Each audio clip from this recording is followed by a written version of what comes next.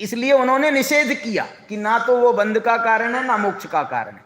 फिर क्या कारण है कि वहां कारण परमात्मा कहा, कारण समय सार कहा, कारण शुद्ध पर्याय कहा।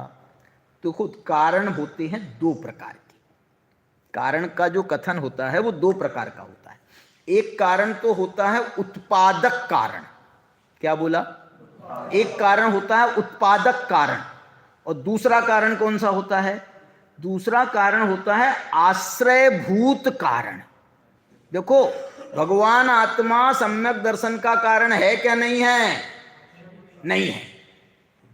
लेकिन भगवान आत्मा के आश्रय किए बिना सम्यक दर्शन पैदा करके बता दो।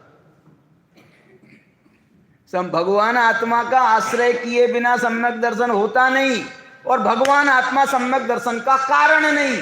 तो बोले क्या चक्कर है यार, तुम कहते हो उसका आश्रय किए बिना होता नहीं है और वो कारण नहीं है।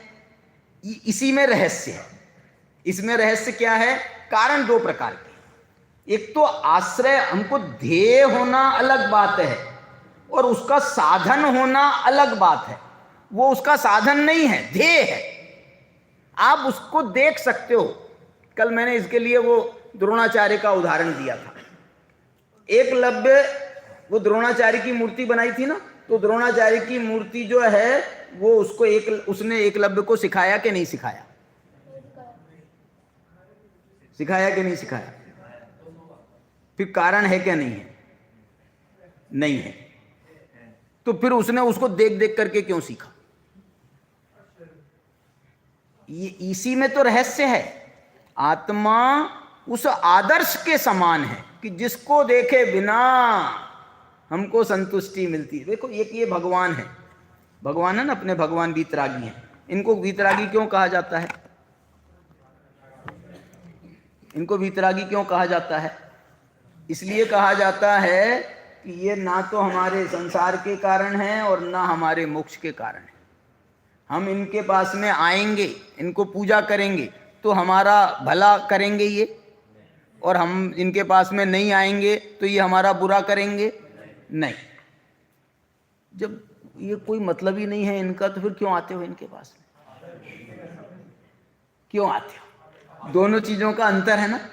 एक बात सुनो, यदि ये भगवान मेरे हाथ जोड़ने से मेरा भला करें तो मैं 3 काल इनके दरवाजे नहीं आऊं। क्यों? क्योंकि मैं तो तुमको वीतरागी मान करके आया था और तुम मेरे हाथ जोड़ने से खुश होकर के मेरे को स्वर्ग दे रहे हो। तो इसका मतलब है तुम वीतरागी हो कि रागी हो? फिर तो तुम रागी सिद्ध हो गए, और रागी हो तो मेरा नमस्कार तुम सहन नहीं कर सकते। तो समंतभद्र का नमस्कार वो पिंडी नहीं सहन कर पाई थी ना, फट गई थी। तो ये जो समंतभद्र ऐसा कहते हैं कि भगवान आप यदि वीतरागी हो तो ही मैं तुमको नमस्कार करूंगा, माने तुम मेरा भला नहीं करोगे इसकी गारंटी दो पहले।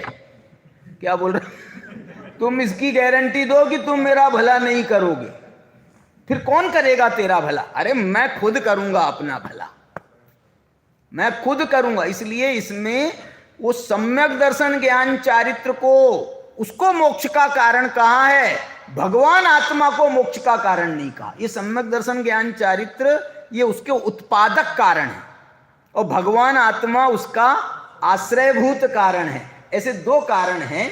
यदि इसका हमको यदि विवेक रहेगा तो हम जो है आश्रय भी सही करेंगे और ये उत्पादक जो कारण है उनका भी पूरा विवेक करेंगे। ऐसा नहीं भगवान आत्मा तो है मेरा इसलिए मोक्ष तो मेरे को हो ही जाएगा। अरे सम्यक दर्शन नहीं करेगा तो नहीं होगा मोक्ष। उत्पादक कारण सम्यक दर्शन है, भगवान आत्मा तो आश्रयभूत कारण है। चलिए, ऐसा ये बहुत जोरदार प्रकरण है, 320 गाथा का प्रकरण है। अपन ने इसको समझने की कोशिश करी, विशेष चर्चा और करेंगे।